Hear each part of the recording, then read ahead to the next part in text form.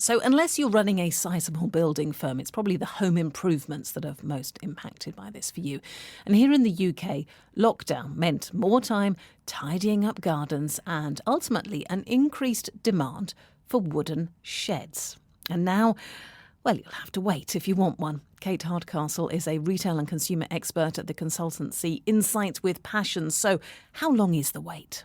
It's significant in some cases. One of our biggest organisations for retailing is Argos in the UK. They have normally about 40 items in stock, and they said they're down to 2. So it depends what you want, how you want it, how big an extreme a shed. Across all of the major retailers who would stock these items, there are delays or out-of-stock items. Now, it is actually, I have to say, raining today in London. We are due some more summer weather on the way, but that's going to be fairly frustrating for people trying to get into their gardens. It is. It's a fascinating thing that's created it, though. This is beyond the traditional use of the garden shed. We've got man sheds and she sheds, and we've seen them converted into bars and hobbycraft centres and all kinds of things. And, you know, I'm actually quite jealous because I have done nothing but look at shed imagery for the past 24 hours and been utterly inspired.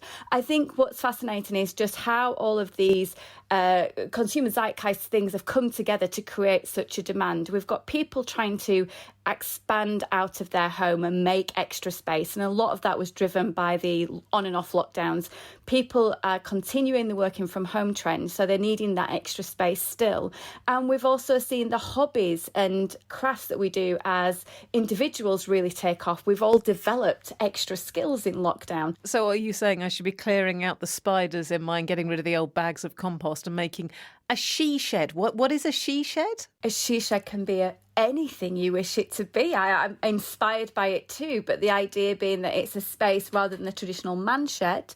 A she shed is just the female equivalent. And of course you can have any shed, any flavour, any type you like. These are quite impressive places that are additional spaces to the home. In Australia, we always call this the extra room, the outdoor space where you'll see kitchenettes and barbecues. People spend a lot of money in that area. And all right, we don't always have the good weather in the UK, but this is an extra space for you. Kate Hardcastle telling me all about the she shed.